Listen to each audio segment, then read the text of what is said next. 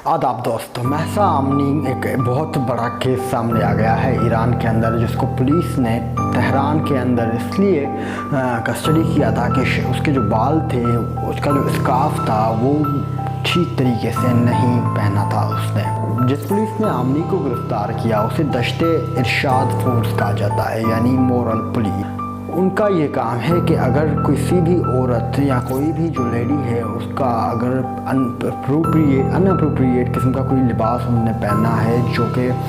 कानून यानी कि जो रियासती कानून है उसके ख़िलाफ़ है, या वो तोड़ रहा है उस रसूम को, रिवाज को जो कि वो कानून बता रही है रियासत, तो वो उसे रिहेबिलिटेशन सेंटर लेकर जाते हैं, और जिसे एजुकेशन सेंटर कहा जाता है, और वहाँ पर कुछ घंटे फ़ाइन करके और उससे कुछ बता कर कि ये किस तरह से पहना जाता है। और उसके बाद जब वालिदैन आ जाते हैं उस लड़की के, तो फिर उस पर उन्हें छोड़ा जाता है। इवन ये सारा एक मामला मर्दों पर भी लागू होता है, ये ज़्यादा इसका जो फोर्स होता है वो औरतों पर ही होता है। महसा आमनी तेहरान आई हुई थी, वो बुनियादी तौर पर कुर्दिस्तान स्टेट जो ईरान का एक सूबा है वहाँ से ताल्लुक़ रखती हैं, और वो बताया जा रहा है जो ख़बरों में कि वो किसी ट्रेन प्लेटफॉर्म से बाहर निकल रही थी अपनी गाड़ी की तरफ, तब उन्होंने मॉरल पुलिस ने कस्टडी लिया। बाद में उस लड़की की लाश सामने आ गई और डॉक्टर्स ने उसकी तस्दीक कर दी। बहुत सारी ख़बरों में ये बताया जा रहा है कि वो जो लड़की थी जब उसे हॉस्पिटलाइज़ किया गया, जब उसे हॉस्पिटल लेकर आए तो वो पहले से ही मर चुकी थी, उनकी ब्रेन डेथ हो चुकी थी। उसके बरक्स जो ईरानियन अथॉरिटीज़ हैं वो बता रही हैं कि नहीं, लड़की जो थी वो बुनियादी तौर पर हार्ट अटैक के सूरत में मर चुकी हैं, और उससे हमारा कोई यानी कि जो फोर्स है गश्त इरशाद का उसका कोई ताल्लुक़ नहीं बनता। ईरान के अंदर औरतें अपने स्कार्फ को आग भी लगा रही हैं और अपने बाल भी काट कर फेंक रही हैं, और ये एक उनका तरीक़ेकार है उस अथॉरिटी का जो उन्हें बताने जा रही है कि आपको क्या पहनना चाहिए क्या नहीं पहनना चाहिए। उसके ख़िलाफ़ ये एक आवाज़ बनती जा रही है। जो 1979 के बाद जो तरीक़ेकार इस्लामिक शियत गवर्नमेंट का जो बना था ईरान के अंदर, उसके ख़िलाफ़ भी एक बहुत बड़ी आग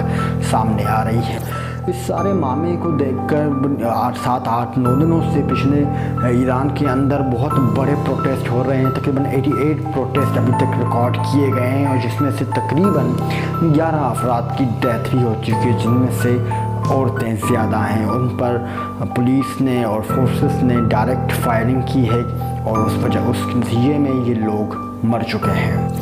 वीडियो शुरू करने से पहले आपको एक अर्ज़ कर देते हैं कि आप हमारा ये चैनल सब्सक्राइब जरूर कीजिए, और अगर आपको हमारा काम अच्छा लगे तो वीडियो लाइक कीजिए और शेयर कीजिए। शुक्रिया। ईरानी कानून के तहत जो कि इस्लामी शरीयत की ईरानी तशरीह पर मबनी है कि औरतों को जो अपने सर के बाल हैं वो स्कार्फ से ढांपने चाहिए, और ऐसा लिबास पहनना चाहिए जिससे जिस्म के कोई भी खदो खाल ज़ाहिर ना हो। महसा आमनी को जब पुलिस ने यानी कि गश्त इरशाद फोर्स ने जब गिरफ़्तार किया था तो मुबीना तौर पर ये कहा जा रहा था, और कहा जा रहा है अभी तक, कि उसके सर के बाल कुछ ज़ाहिर थे उसके स्कार्फ से। मैं इससे पहले महसा आमनी का किस्सा बता दूं, उससे एक किस्सा याद आ रहा है कि कुछ महीनों पहले एक हिंदुस्तान के अंदर एक कर्नाटका की एक लड़की, मुस्कान शायद उसका नाम था, उसका एक बड़ा क्लिप वायरल हुआ था, और जिस पर बहुत सारी ओवरऑल मीडिया में ख़बरों की ज़ीनतें बनी थी कि उसने अपना जो बुर्का है वो पहनने पर फ़ख्र किया, और जब उसे कहा गया कि आप ये बुर्का उतारें तो उसने अल्लाह अकबर के नारे भी लगाए और रेजिस्टेंस दिया, और सारी दुनिया ने उसके रेजिस्टेंस को माना, और सब ने कहा कि ये सबकी अपनी चॉइस है कि कौन क्या पहनना चाहता है। और 1979 से लेकर जब से ये ईरानी इनकलाब आया, लोग रेजिस्ट कर रहे हैं ऐसी पॉलिसीज़ का, ख़ास तौर पर ईरान के अंदर जिसमें ज़ाती ज़िंदगी में इन्वॉल्वमेंट है स्टेट की। फोर्स का एक बंदा था जिसने इंटरव्यू दिया था, और उसने कहा कि हमें ये नौकरी इसलिए दी जाती है, और वहाँ पर बताया जाता है कि हमें ख़वातीन की हिफाजत इसलिए करनी है क्योंकि अगर ख़वातीन बेहतर तरीके से कपड़े नहीं ओढ़ेंगी तो शायद जो मर्द हज़रात हैं वो उन्हें देखकर जज्बाती हो जाएंगे, और वो उन्हें नुकसान पहुँचाने में देर नहीं करेंगे, और वो किसी भी तरीके का नुकसान हो सकता है। गश्त इरशाद के उस बंदे ने बताया कि वो बुनियादी तौर पर टीमों के अंदर काम करते हैं, और उस टीम के अंदर 6 लोग होते हैं, जिसमें से 4 मर्द होते हैं और 2 ख़वातीन होती हैं। ये लोग उन जगहों पर ज़्यादा तौर पर काम करते हैं जहाँ पर पेडेस्टल्स होते हैं, या طرح کے لوگ پیدل چلتے ہیں یا بھیڑ زیادہ ہوتی ہے، وہاں پہ ان لوگوں کی وینس ہوتی ہیں جو کہ سفید رنگ کی ہوتی ہے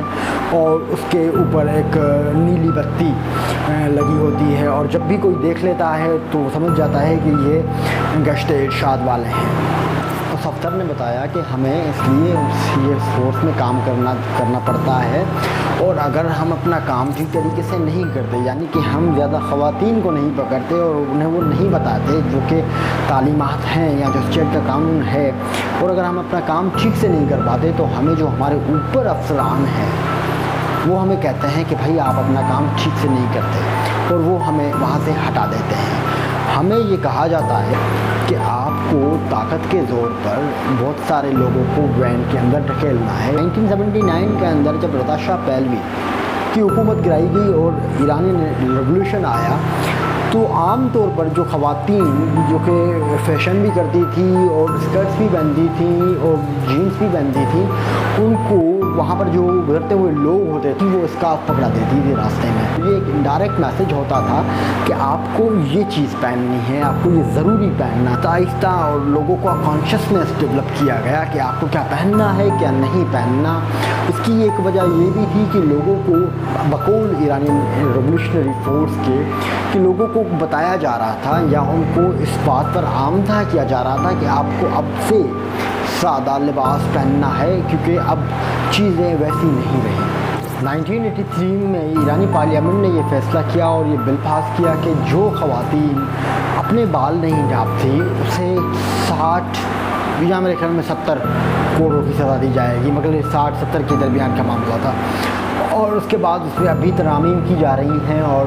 اب اس میں 60 دن تک اس کو قید بھی کیا جائے گا۔ اس کے بعد 2005 کے اندر جب احمد الدین نژاد صدر بنے تو پہلے صدر بننے سے پہلے ان کا جو ایک رویہ تھا وہ بہت ہی ایک ماڈرن طریقے کا تھا، اور وہ کہتے تھے اپنے انٹرویوز میں، اپنے ٹی وی شوز میں، اپنی ریلیز میں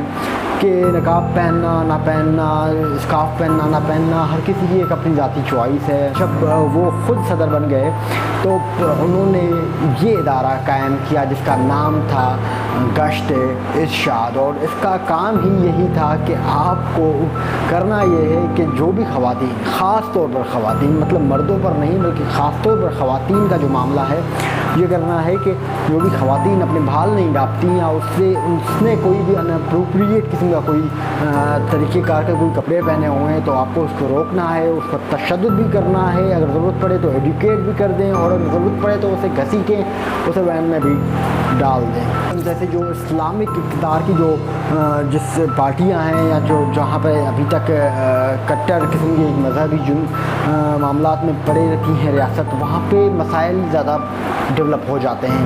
اور پھر انہیں کس طرح سے ڈیل کیا جائے وہ بھی ایک بڑا خطرناک سوال ہوتا ہے۔ مثال کے جیسے ابھی رئیسی جو صدر ہیں انہوں نے کل ہی بلکہ ایک خاتون کو انٹرویو دینے سے انکار کیا امریکہ میں، کیونکہ رئیسی صاحب کا ماننا تھا کہ وہ خاتون اسکارف پہنے تو میں اسے انٹرویو دوں گا، اور اس خاتون نے یہ انکار کیا کہ نہیں میں اسکارف نہیں پہننے والی، بھائی یہ امریکہ ہے، یہ کوئی ایران نہیں ہے، اور یہاں پہ تمہاری مرضی نہیں چلنے والی، اگر تمہیں انٹرویو دینا ہے تو دے دو، otherwise it's not a big deal. اور یہ چاہتے ہیں کہ جو ہماری کٹر پن ہے، جو ہمارا نقطہ نگاہ ہے وہ وہی اس طرح سے برقرار رہے، اور دوسری طرف یہ ان باتوں کو جھوٹ بھی قرار دے رہے ہیں کہ نہیں بھائی یہ جو لڑکی تھی یہ بالکل بھی کسی تشدد میں نہیں مری یا فلاں فلاں اور اس طرح کی چیزیں۔ بہرحال فائنلی میں صرف یہی کہنا چاہتا ہوں کہ جو بھی ہو رہا ہے اچھا نہیں ہو رہا۔ ایک طرف